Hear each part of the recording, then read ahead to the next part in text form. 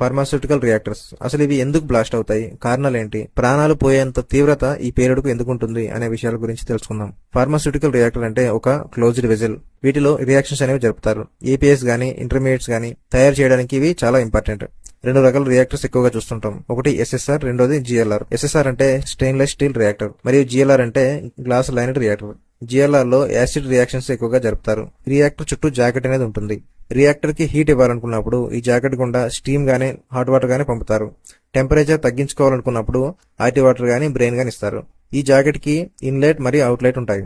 Reactor పేలడం అనేది చాలా rare గా జరిగినప్పటికీ దాని ఎఫెక్ట్ మాత్రం చాలా సివియర్ గా ఉంటుంది. రియాక్టర్ పేలడానికి ముఖ్యమైన కారణాలు రెండు. ఒకటి, రియాక్టర్ లో ప్రెజర్ ఎక్కువగా బిల్డప్ అవడం, లేదా రియాక్టర్ లో ఫ్లేమబుల్ లిక్విడ్స్ ఏవైతే ఉంటాయో అవి మండడం. కొన్ని రియాక్షన్స్, ఉదాహరణకి ఎగ్జోథర్మిక్ రియాక్షన్స్. ఈ రియాక్షన్ లో టెంపరేచర్ అనేది విపరీతంగా పెరుగుతుంది. ఇది కంట్రోల్ అవ్వకపోతే రియాక్టర్ లో ప్రెజర్ పెరుగుతుంది. ఈ ప్రెజర్ విపరీతంగా పెరిగి చివరికి రియాక్టర్ పేలిపోయే స్థితికి వస్తుంది. ఉదాహరణకి మిథైల్ ఐసోసైనేట్ అనే ఒక ఆర్గానిక్ కాంపౌండ్ వాటర్ లో కలవడం వల్ల ఎగ్జోథర్మిక్ రియాక్షన్ జరిగి ఒక పెద్ద ట్యాంక్ పేలిపోవడం జరిగింది. ఇది భూపాల్లో జరిగింది. ఈ రియాక్టర్ లో టెంపరేచర్ ని కంట్రోల్ చేయడానికి కూలింగ్ సిస్టమ్ అనేది ఉంటుంది. ఇది కూడా ఫెయిల్ అయినప్పుడు ఇలాంటివి జరుగుతూ ఉంటాయి. అలాగే కెమికల్స్ రాంగ్ రేషియోలో కలపడం వల్ల అనుకోని రియాక్షన్ జరిగి పేలిపోయే అవకాశం ఉంటుంది. అలాగే హ్యూమన్ ఎర్రర్ అంటే వర్క్ చేస్తున్నప్పుడు రియాక్టర్ లో జరిగే రియాక్షన్ సంబంధించి వెంట్ ఓపెన్ చేయకపోవడం లేదా మర్చిపోవడం వలన ప్రెజర్ బిల్డప్ అయ్యి పేలిపోవడం లాంటివి జరుగుతాయి. అలాగే రియాక్టర్ కి ప్రెజర్ రిలీఫ్ వాల్వ్ కూడా ఉంటాయి.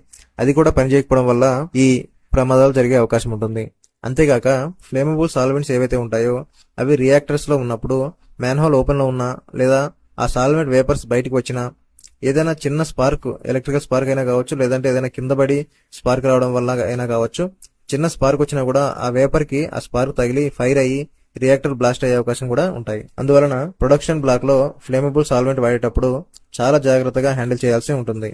అందుకే రియాక్టర్ లో ఫ్లేమబుల్ సాల్వెంట్స్ చార్జ్ చేసేటప్పుడు నైట్రోజన్ ని పంపిస్తూ చార్జ్ చేస్తారు. అందువలన నైట్రోజన్ ఆక్సిజన్ ని రియాక్టర్ నుండి తొలగిస్తుంది. దాని వలన ఫైర్ యాక్సిడెంట్ జరిగే అవకాశం తక్కువ. ఎందుకంటే ఆక్సిజన్ లేని ఫైర్ అనేది జనరేట్ అవ్వదు. ఫార్మా ఏపీఐ లేదా ఇంటర్మీడియట్ మ్యానుఫ్యాక్చరింగ్ ఇండస్ట్రీలో వర్క్ లోడ్ అనేది ఖచ్చితంగా ఉంటుంది. కొన్ని కంపెనీల్లో ఎక్కువ ఉండొచ్చు, కొన్ని కంపెనీల్లో తక్కువ ఉండొచ్చు. కానీ ఎంత వర్క్ ప్రెజర్ ఉన్నప్పటికీ హడావిడి కంగారు పడి మాత్రం పని చేయడం అనేది చేయకూడదు. ఆ కంగారులో ఏదో ఒకటి మర్చిపోయే అవకాశం ఉంటుంది. ఎక్కడ వర్క్ డిలే అవుతుందో అనే టెన్షన్ లో షార్ట్ కట్స్ లో వెళ్లడం లేదా ప్రొసీజర్ ఫాలో అవ్వకపోవడం లాంటివి జరుగుతాయి. వర్క్ విషయంలో మైండ్ ఎంత ప్రశాంతంగా కూల్ గా ఉంటే అంత మంచిది. ఒక్కోసారి పొరపాటున ఏవైనా మిస్టేక్స్ జరుగుతాయి. అలాంటప్పుడు ఇంకా కూల్ గా వ్యవహరించాల్సి ఉంటుంది. మిస్టేక్స్ అనేవి ప్రతి ఒక్కరు చేస్తారు. మిస్టేక్స్ జరిగిందని భయంతో మిస్టేక్స్ ని కవర్ చేయడానికి తప్పు మీద తప్పు చేస్తాం. కూల్ గా సొల్యూషన్ గురించి ఆలోచించడం అలవాటు చేసుకోవాలి. చాలా కంపెనీలు మనం సాధారణంగా ఊరుకులు పరుగులు చూస్తాం. ఫార్మాలో అత్యుత్సాహం అనేది మంచిది కాదు. అలాగని నిర్లక్ష్యం, లేజినెస్ కూడా మంచిది కాదు. ముఖ్యంగా ఫార్మాస్యూటికల్ లో మెచ్యూరిటీ అనేది చాలా అవసరం. ఎందుకంటే మేనేజ్మెంట్ నుండి ఆపరేటర్స్ దాకా వర్క్ ప్రెజర్ వలన